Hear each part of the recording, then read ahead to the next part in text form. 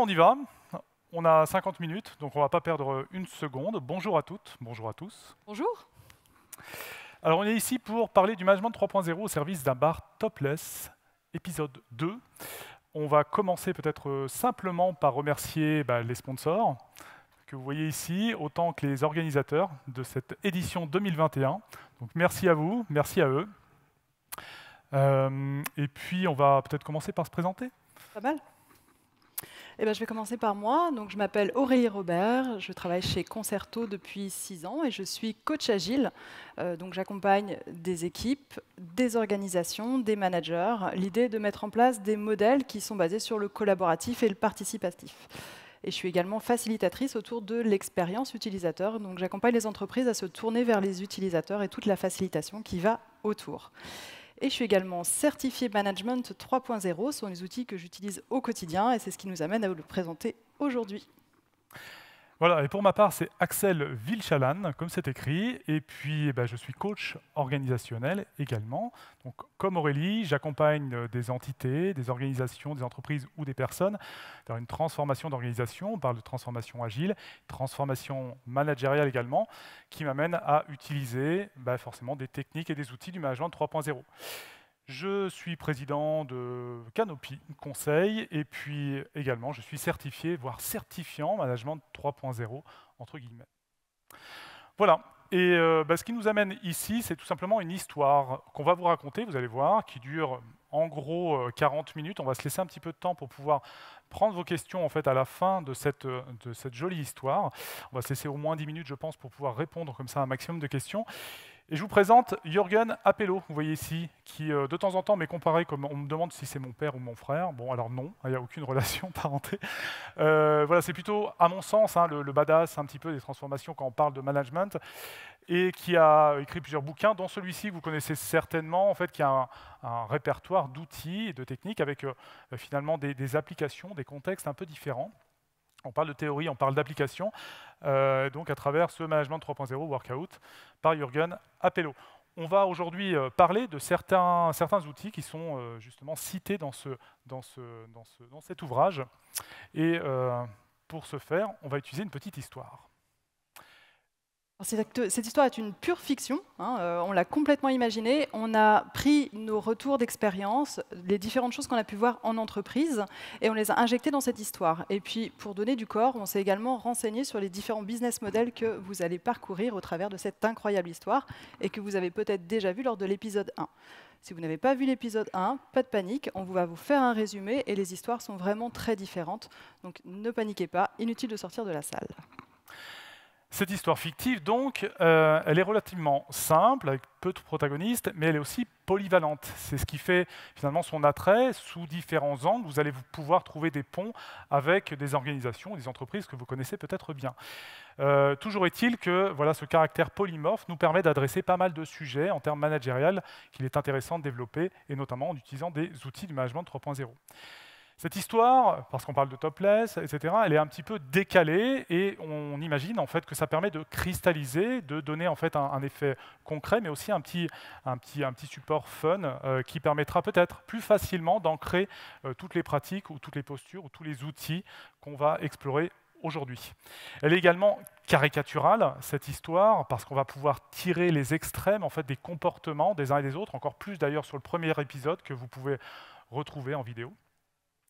Mais également en fait, sur cet épisode-là, sous différents aspects, ça nous permet vraiment d'aborder des sujets qui pourraient potentiellement être tabous si on les abordait autrement.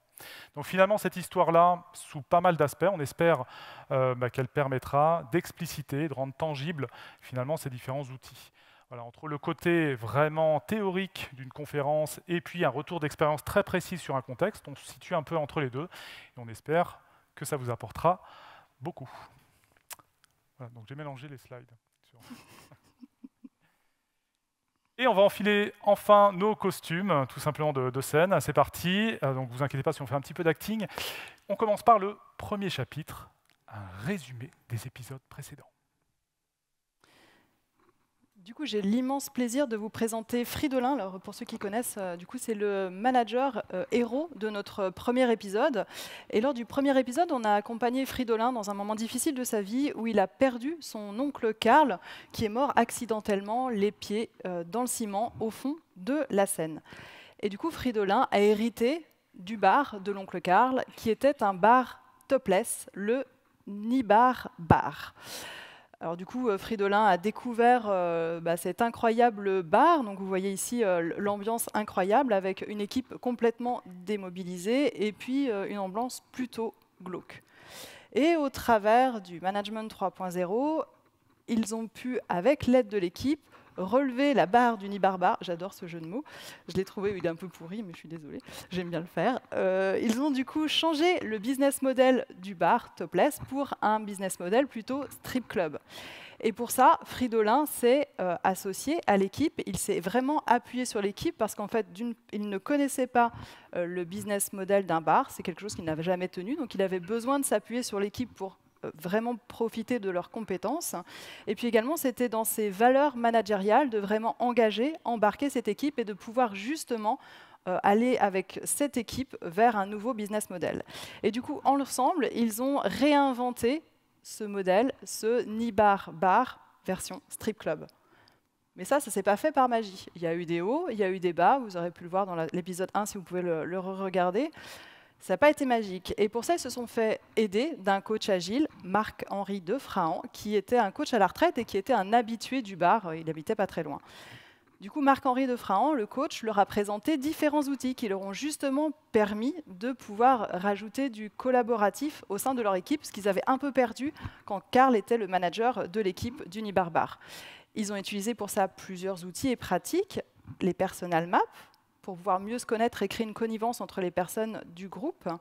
Ils ont également utilisé la happiness d'or. C'est quelque chose qu'ils utilisent à la fin de leur point hebdomadaire pour justement noter ce qui s'est bien passé, ce qui s'est moins bien passé, ce qui leur a plu. Ils ont utilisé également le delegation poker.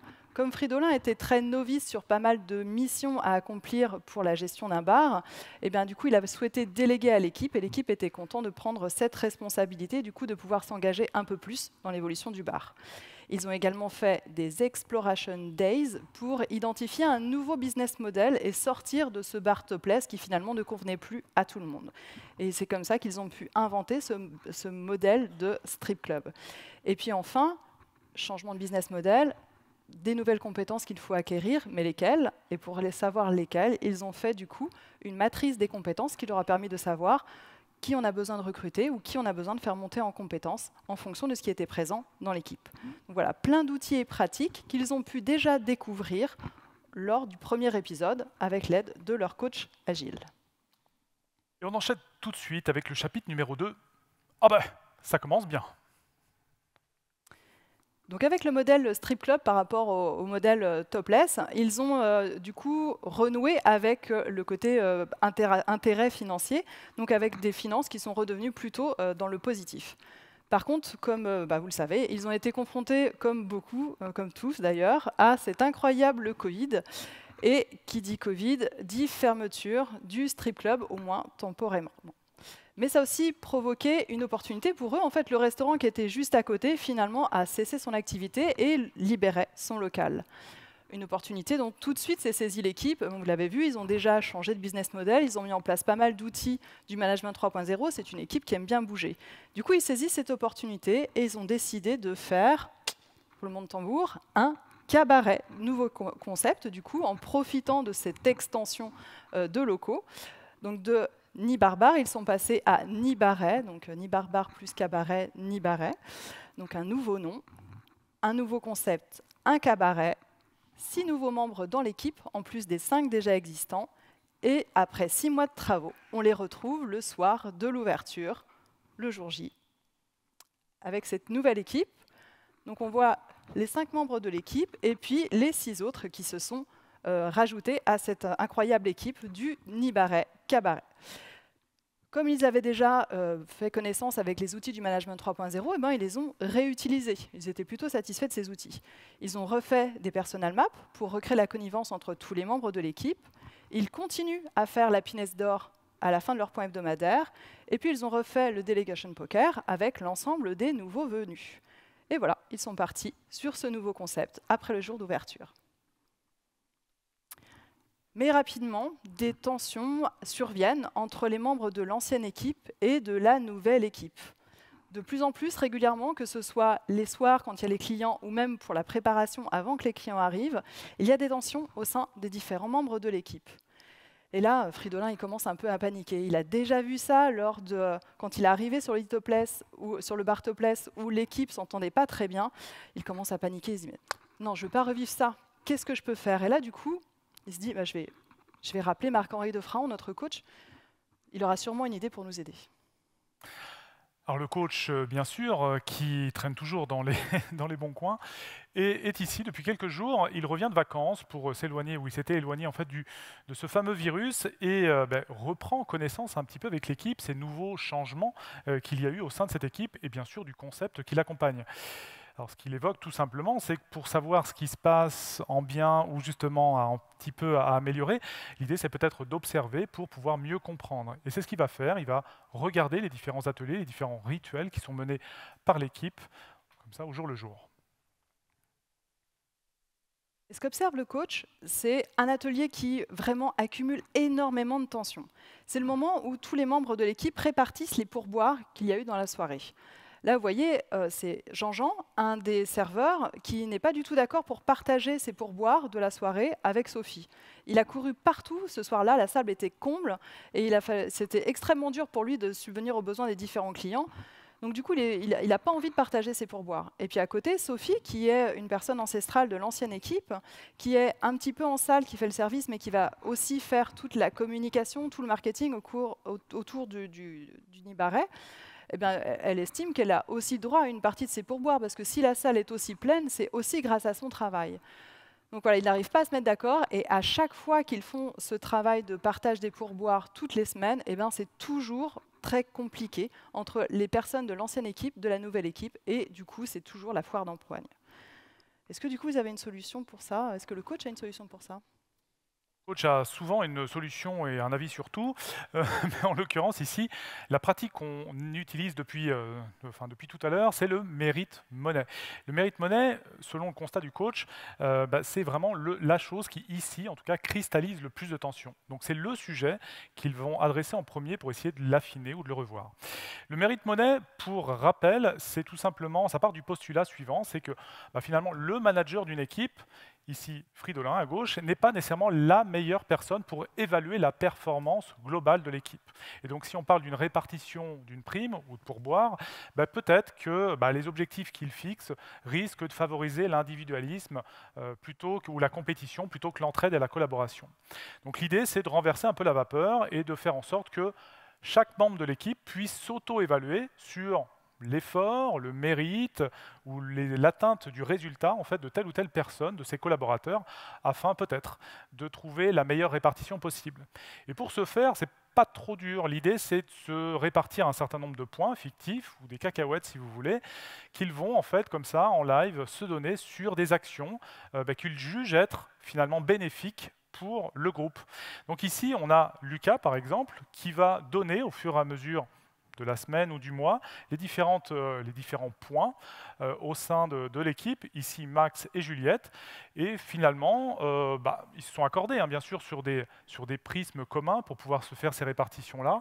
Ici, Max l'a beaucoup aidé, en fait, dans le quotidien, sur, une réponse à un dossier très particulier, où finalement, le résultat n'est pas nécessairement là, mais voilà, il l'a quand même beaucoup aidé, et du coup, il a envie de récompenser cet effort, ce mérite supplémentaire, en lui attribuant en tout et pour tout 28 points. Quant à Juliette, qui a peut-être super bien performé, qui a eu plein de résultats, il juge que finalement, le mérite global de Juliette au sein de l'entreprise était peut-être un peu plus modéré par rapport à la vision qu'ils avaient, et puis du coup, il lui accorde 12 points. Chacun fait cet exercice-là au sein de l'équipe et on va tout simplement observer comme ça des échanges de points qui vont, pour toute personne, donner un cumul qu'on voit ici. C'est-à-dire qu'on a 41 points, en tout et pour tout récoltés par Lucas, 22 points par Juliette et 57 par Max. Ensuite, ce n'est pas nécessairement trop dur de pondérer finalement une prime ou ici une répartition de pourboire en fonction du nombre de points que les uns et les autres auront eu. Mais ça, c'est bien quand on respecte un certain nombre de règles, où il y a un certain nombre de principes qui sont compris par tout le monde. Et là, ce n'est pas tout à fait le cas. Le coach constate assez vite que si ça marchait bien pour 5 personnes, avec 6 personnes supplémentaires, une grosse équipe de 11 personnes, c'est plus tout à fait la même histoire. On observe du favoritisme.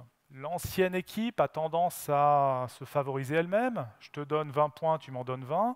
Et de même que la nouvelle équipe qui fonctionne peut-être plus encore en vase clos que cette ancienne équipe.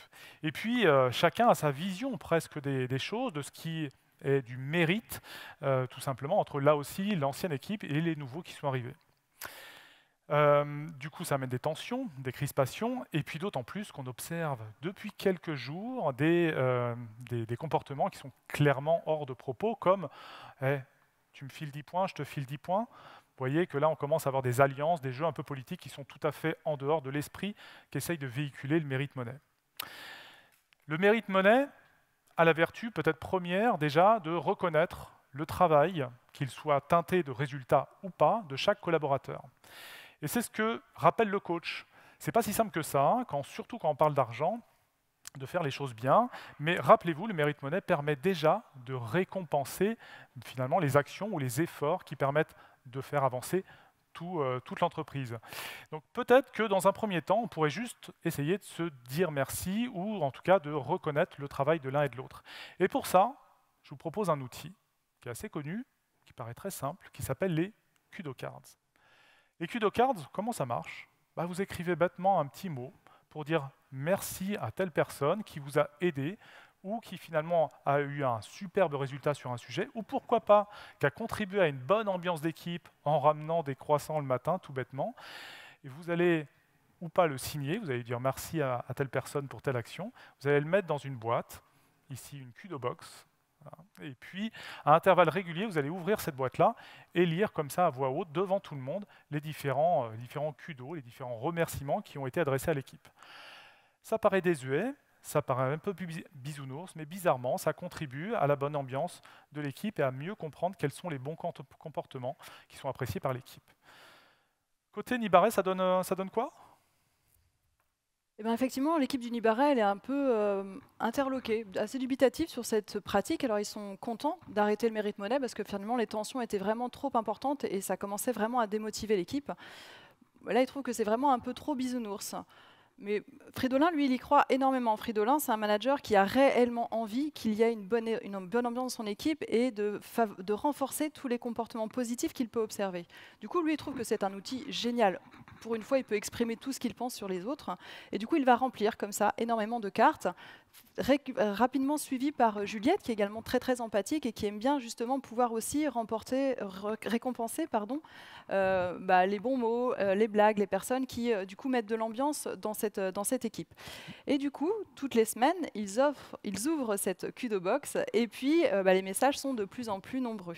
Et au fur et à mesure, finalement, ça va renforcer la connivence entre les membres de l'équipe et puis tout le monde commence à s'y mettre parce qu'ils s'aperçoivent au fur et à mesure que c'est agréable d'en recevoir.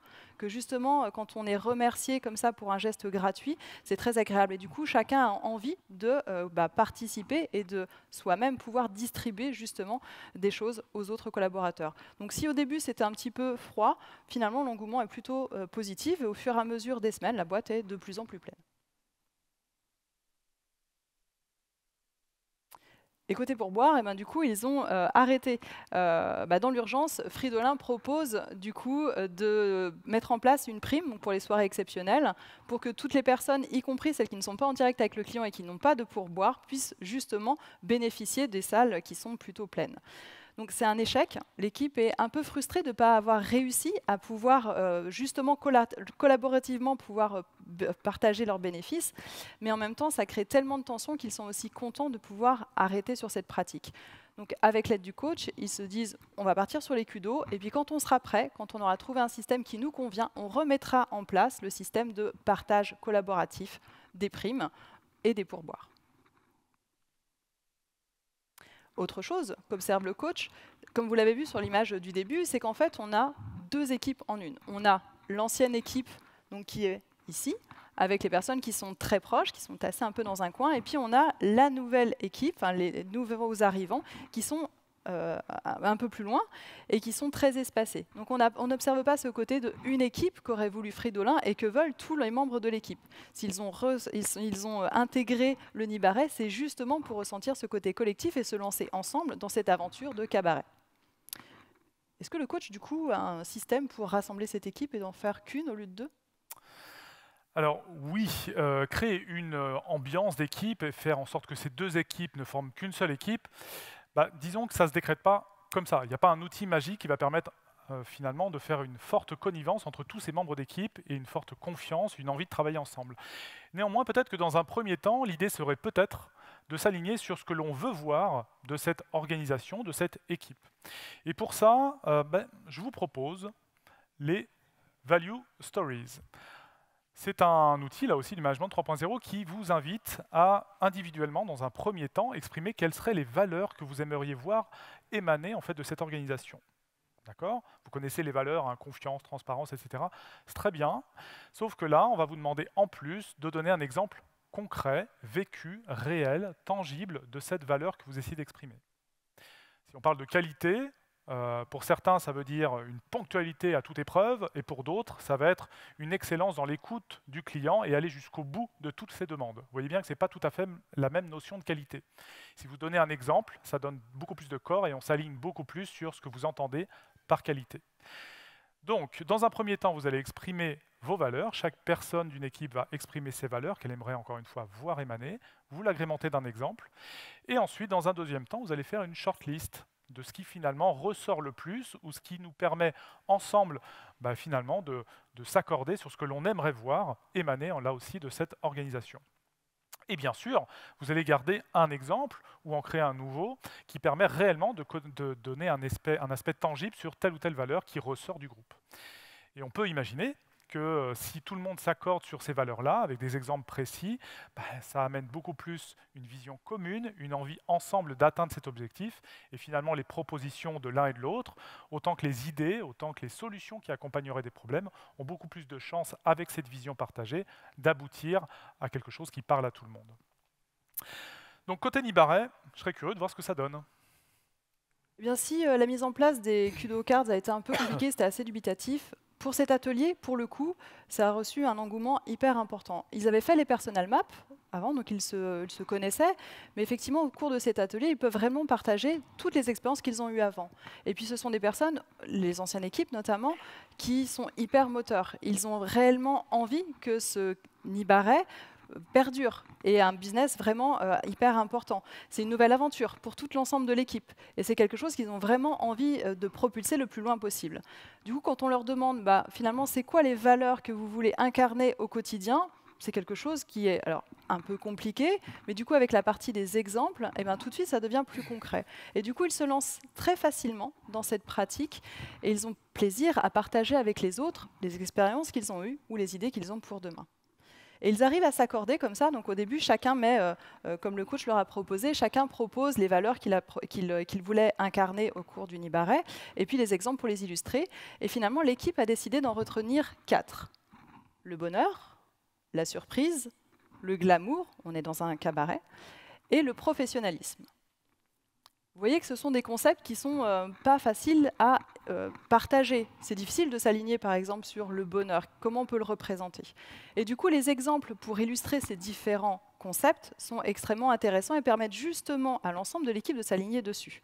Par exemple, pour professionnalisme, donc ils se sont mis d'accord sur le fait que les cocktails sont irréprochables et la propreté du lieu est également irréprochable.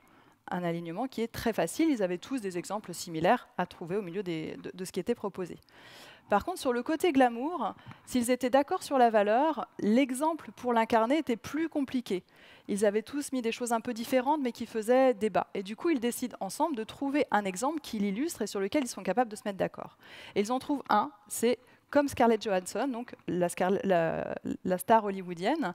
Et du coup, ils décident que c'est ce qui incarne le mieux la valeur de glamour qu'ils veulent faire aussi transparaître dans ce Nibaret. Donc du coup, c'est 4 valeurs qui leur permettent au quotidien de rester alignés, d'également les engager. Et pour Fridolin, c'est quelque chose d'extrêmement important pour lui. Ce n'est pas lui qui est garant des valeurs du cabaret, c'est l'ensemble de l'équipe qui l'incarne au quotidien. Du coup, c'est plus facile pour le dialogue entre eux, de s'accorder justement sur des notions de professionnalisme, de surprise quand on va créer de l'événementiel, et puis de bonheur au quotidien quand on va apporter du bonheur à nos clients, et également l'ambiance de travail. Cet alignement, du coup, a renforcé la connivence au sein de l'équipe. On travaille ensemble vers un même objectif. Et ça a été un atelier vraiment fort pour eux, sur lequel ils ont pu discuter énormément. Si on résume les actions qui ont jalonné ce chapitre, on voit en fait que le but du jeu, c'est vraiment de réduire les tensions au sein de l'équipe. Et pour ça, on rassemble l'équipe autour finalement on va enlever les pratiques qui posent problème, notamment le mérite monnaie, qu'on remplace simplement par des kudo cards, ne serait-ce que pour pouvoir se dire merci. Et au final, on aligne la vision avec les value stories. Et nous arrivons au chapitre numéro 3. On va s'ajuster un petit peu. Donc, comme je vous le racontais tout à l'heure, Fridolin a besoin de s'appuyer sur l'équipe parce que du coup, le côté bar, il ne maîtrise pas forcément, ni la partie restauration, etc. Donc, il s'appuie énormément sur l'équipe. Et l'équipe, ce sont des personnes qui sont assez seniors, donc ils ont envie de s'impliquer et d'être responsabilisés sur beaucoup d'émissions. Et du coup, ils avaient refait avec l'ensemble de l'équipe, les 11 personnes, du coup, le Delegation Poker. Donc, ils avaient refait leur Delegation Poker, Delegation Board. Par contre, à chaque fois que l'équipe était responsable d'une des tâches, ça posait toujours des problèmes. Il y avait beaucoup de questions. Par exemple, alors, je suis responsable du planning des congés, mais du coup, qui ne doit pas être en congé en même temps que qui? C'est combien de jours déjà? Et pour le ménage, déjà, comment on fait? Comment ça se passe? C'est quoi les règles? Il y avait toujours des questions. Et c'était quelque chose qui polluait énormément le travail de l'équipe et forcément qui ralentissait aussi l'exécution des différentes tâches. Et du coup, ils ont posé la question au coach, est-ce qu'il n'y a pas quelque chose sur lequel vous pourriez nous aider? Alors le Delegation Poker, déjà pour commencer, c'est pas si simple que ça, réellement en fait à utiliser à tous les niveaux, et ça contient surtout en fait 2-3 règles implicites pour pouvoir déléguer en fait telle ou telle tâche du manager vers l'équipe. Bah, ça sous-entend en fait des contraintes qui peuvent être légales ou organisationnelles ou autres que voilà qu'on essaye de mettre au jour en discutant entre manager et manager. Ces règles implicites ou ces conditions, ça peut être bon ici en fait de les afficher. On n'est plus 5 mais on est 11 et puis il y a des choses qu'on peut oublier aussi dans le temps. Donc ce que je vous propose bêtement, c'est de rajouter une colonne à ce fameux Delegation Board que vous utilisiez jusqu'à présent. Alors, je ne vais pas refaire en fait la description du Delegation Board ni même du Delegation Poker ici. Néanmoins, 2-3 choses à savoir, c'est que la délégation n'est pas binaire entre le manager et les managers. Le manager, s'il décide de tout, on est au niveau 1. Si c'est à l'inverse l'équipe qui décide de tout et qui n'a pas nécessairement besoin du consentement, ni même de l'avis en fait, du manager, on est au niveau 7. Et entre les deux, il y a différents niveaux de délégation. En tout cas, dans tous les cas, que ce soit encore une fois pour des choses légales ou autres, on va essayer d'expliciter sur cette colonne qui est tout à droite les différentes règles, les contraintes ou finalement toutes les infos sous-jacentes à telle ou telle délégation de tâches. Voyons ce que ça donne côté Nibaré. Eh bien, côté Nibaré, effectivement, ça leur simplifie la vie. Les règles qui étaient, comme le disait le coach, complètement implicites quand on est à 5, on a l'habitude de faire ça, finalement, ça devient assez machinal. Et puis, quand il faut l'ouvrir à plus de personnes, tout de suite, il faut plus l'expliquer. Et du coup, ils ont fait l'effort, ensemble, de noter à quoi correspond le fait de faire chacune des tâches. Donc, par exemple, sur le planning des congés, sur lequel ils avaient mis un niveau de délégation à 6, donc c'est-à-dire que c'est l'équipe qui réalise la tâche et en informe le manager, eh bien on le sait maintenant pour tout le monde, la personne qui va faire le planning, elle sait qu'il y a 5 semaines de congé maximum et puis qu'on ne peut pas avoir 2 serveurs qui sont en même temps en vacances, il en faut absolument 2. Pour le choix de la playlist, ils ont également fixé les règles. Donc là, ils se sont mis d'accord pour que ce soit un niveau de délégation à 5. Du coup, c'est l'équipe qui décide et par contre, elles prennent conseil auprès du manager. Pour le choix de la playlist, en fait, c'est lors des soirées à thème, il faut qu'il y ait toute la liste des chansons qui va passer dans la soirée. Donc là, ils se mettent d'accord, ok, on sait combien de temps il faut que dure la playlist, etc. Par contre, ils s'accordent aussi sur le fait que ça prend énormément de temps de faire cette playlist. Et du coup, ils décident ensemble qu'il y aurait une compensation. Donc la personne qui le soir de la thématique, est en charge de la playlist, il est déchargé pendant 1 heure de toute autre tâche. Donc ça veut dire que quelqu'un prend son backup et va assurer le ménage, la plonge ou les choses qu'il devait faire naturellement. Donc du coup, ils font ça pour l'ensemble des tâches et des missions qu'ils avaient décidé de déléguer avec Fridolin. Et du coup, ils expliquent tout comme ça toutes leurs règles sur le côté. Mais il y a en fait une des lignes qui va poser problème, c'est le choix de la carte. Donc, comme vous l'avez compris, au sein d'Unibaret, il y a des soirées à thème sur lesquelles effectivement on a une playlist particulière, mais on a aussi une carte particulière. Et l'Unibaret propose à la fois des desserts et des cocktails. Et pour que ce soit une soirée à thème réussie, il faut qu'il y ait des desserts en accord avec les cocktails. Et du coup, pour ce choix de la carte, du coup, quel cocktail et quelle pâtisserie on va proposer à nos clients, eh ben, c'est toujours compliqué. Donc, c'est l'équipe qui décide. Fridolin, on est informé. Alors, Fridolin, lui, il ne sait pas faire les cocktails, il ne sait pas faire la pâtisserie, donc c'est quelque chose sur lequel il se dit finalement, il a plus d'intérêt à ce que l'équipe décide de ça plutôt que moi. Ça les motive, ils sont super engagés dans cette thématique, et du coup, c'est tout bénef pour moi. Mais par contre, ça crée beaucoup de tensions au sein de l'équipe, parce qu'entre Sébastien, le pâtissier, et puis Tito, qui est responsable des cocktails, ils ont du mal à se mettre d'accord sur une carte commune. Et à chaque fois qu'on doit décider, à chaque fois c'est la panique. Les réunions hebdomadaires prêtent un temps fou. Cette décision a du mal à se faire, et ça se fait toujours dans la douleur, au détriment de l'un ou de l'autre. Et du coup, Fridolin commence à en parler avec le coach, et il dit, je sais pas, on a peut-être une solution.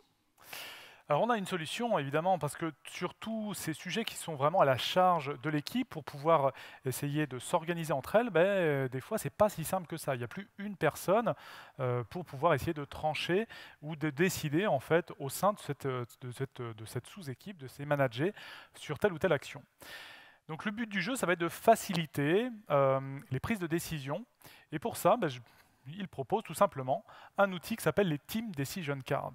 Un outil utilisé dans le management 3.0 qui n'est pas si connu que ça, qui permet uniquement pour les tâches qui sont déléguées d'un niveau supérieur à 4, donc les tâches de niveau de délégation 5, 6 et 7, ça permet d'inviter au dialogue l'équipe pour pouvoir trouver un système justement pour prendre des décisions sur telle ou telle tâche.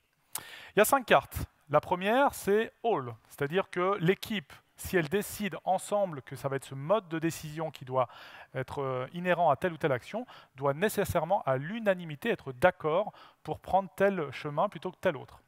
Si à l'inverse, on est sur la majorité, là vous voyez tout de suite ce que ça veut dire, l'équipe vote pour telle ou telle prise de décision, et bien sûr, s'il y a une majorité, on dit oui. Vous avez la partie somme qui peut avoir différentes interprétations, mais grosso modo, c'est soit la proposition ici, est-ce que quelqu'un émet un veto, et donc s'il n'y a pas de veto, on y va, autant que potentiellement, c'est un sous-groupe de personnes qui va être amené pour cette fois-ci à prendre une décision, voilà, tout simplement, pour le groupe, pour avancer sur tel ou tel sujet. Vous avez potentiellement one, donc une personne qui va être en charge de prendre la décision finale sur cet ensemble de tâches, tout simplement. Et puis, vous avez la dernière carte, random, le dé.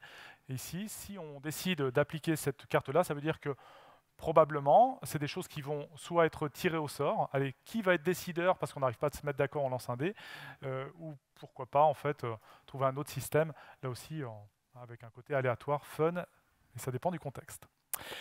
Voilà, donc cet outil-là permet de faciliter les prises de décision, encore une fois, sur les tâches qui sont déléguées au sein de l'équipe.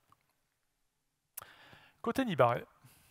Côté Nibaret, ils ont décidé que pour justement ce choix de la carte, ça serait à la majorité. C'est-à-dire que la carte qui remporte le plus de voix est celle qui sera proposée lors de la soirée thématique.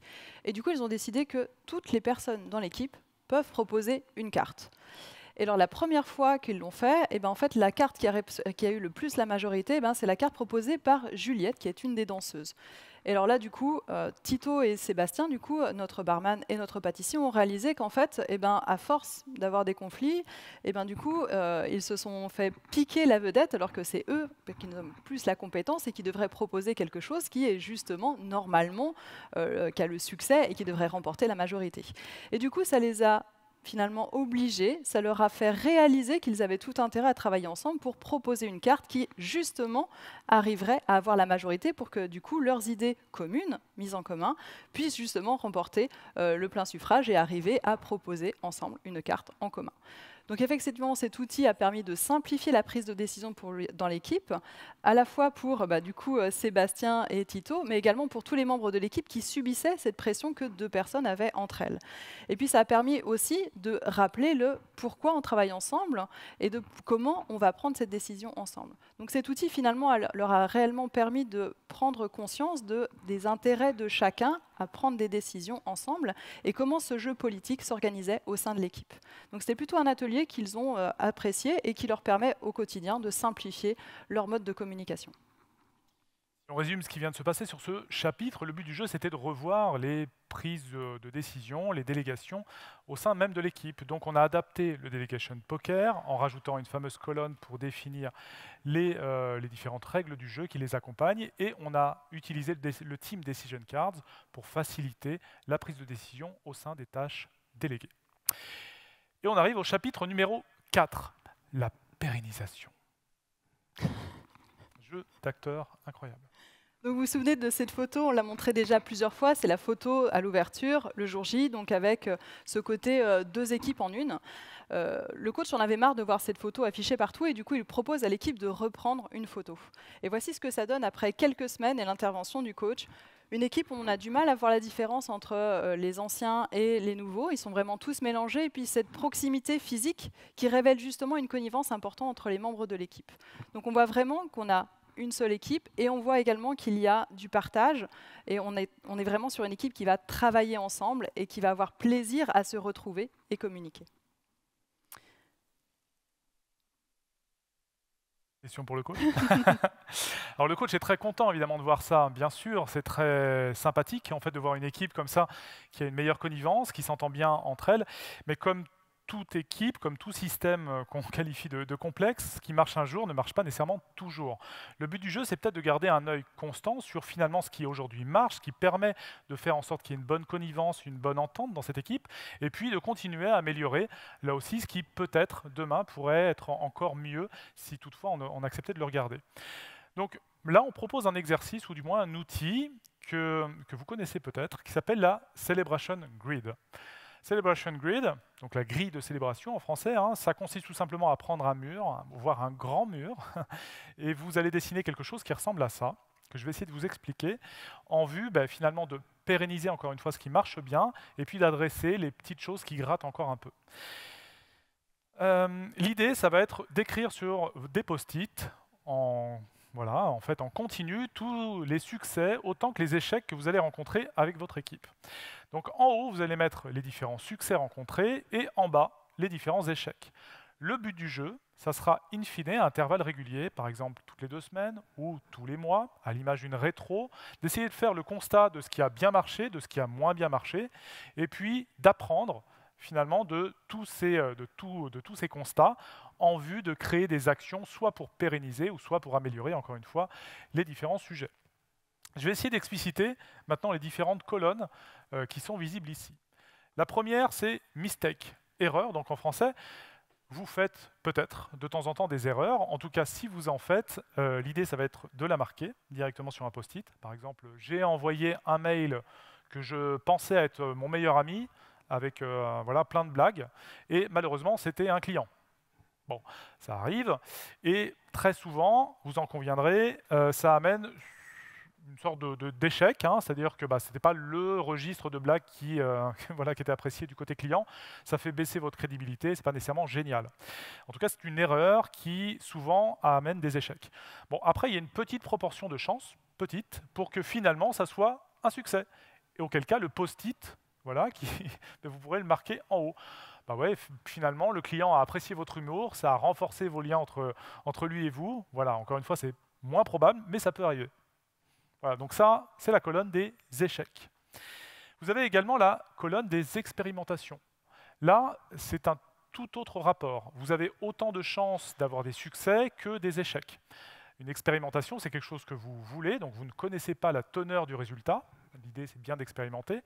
Et donc, dans un contexte donné, avec des postulats de base et finalement des résultats attendus, vous allez vite pouvoir, in fine, voir si c'est plutôt un échec ou plutôt une réussite.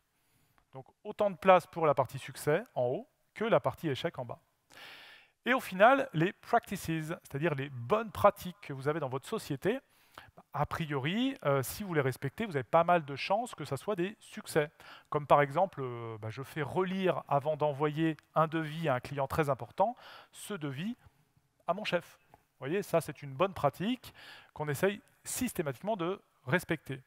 Mais il se trouve que si voilà, on est vendredi, et puis le client a fait une demande express de devis, et je fais le devis comme il faut, je dois le faire relire par mon chef qui n'est pas là, malheureusement, et paf, on passe à côté en fait, de ce marché potentiel. Vous voyez, donc ça, on respecte les bonnes pratiques, mais malheureusement, ça induit un échec. Donc la plupart du temps, encore une fois, les bonnes pratiques existent pour une bonne raison, ça amène pas mal de succès, donc n'hésitez pas à les noter, mais ça peut de temps en temps amener des échecs.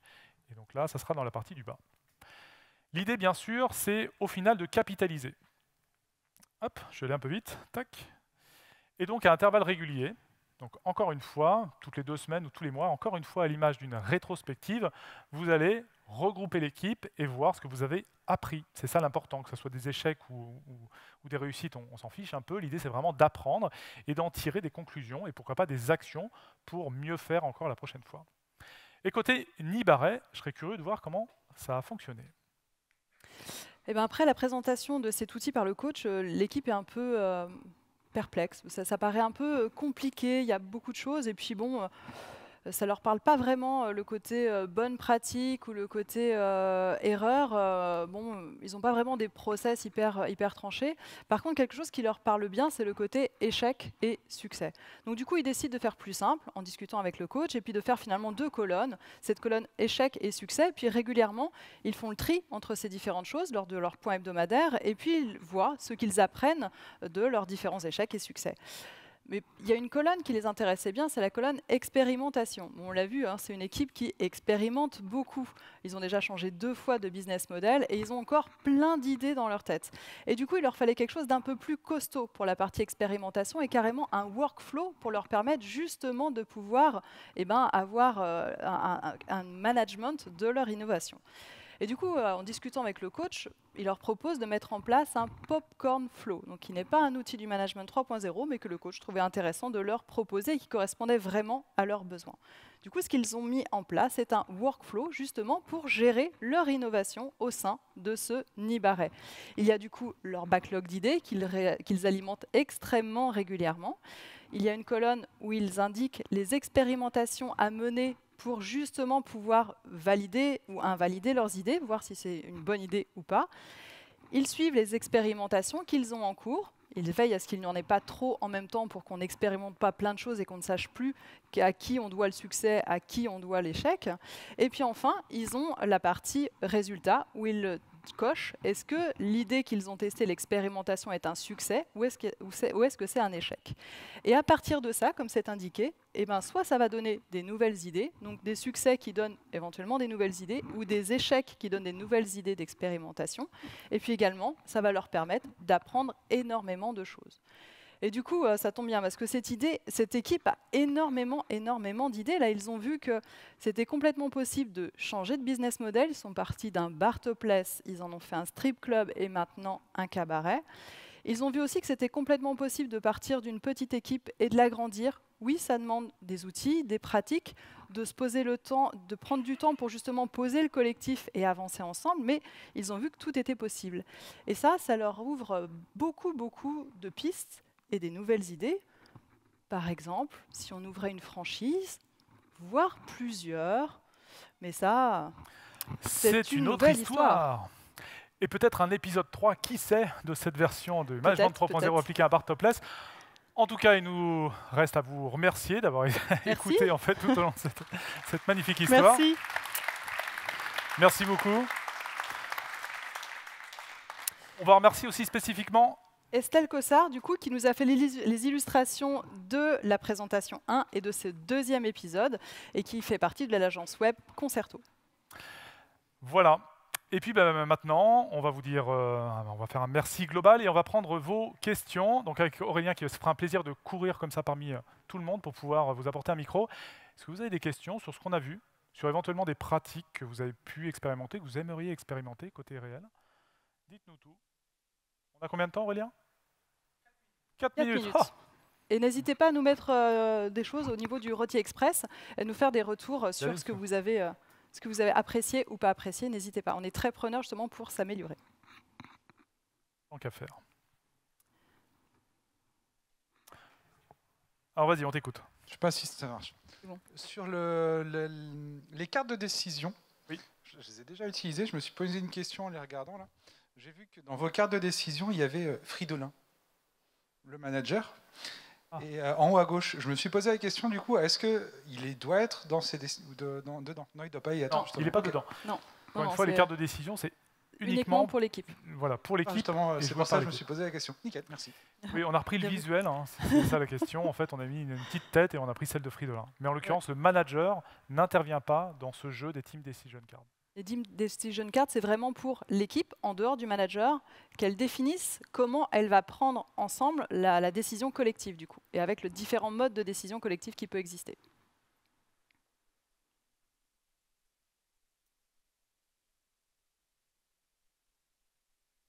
Question?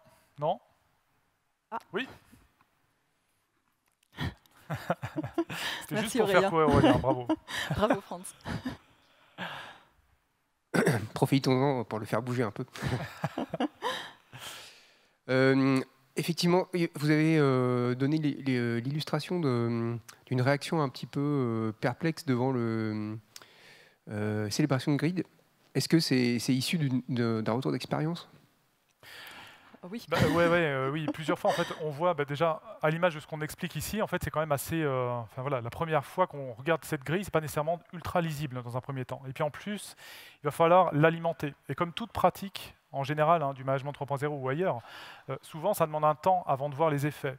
Et le manager il est souvent présent pour pouvoir faciliter, à l'image des Kudo Cards ici, ne serait-ce que lancer un peu la machine, remplir un peu cette grille-là.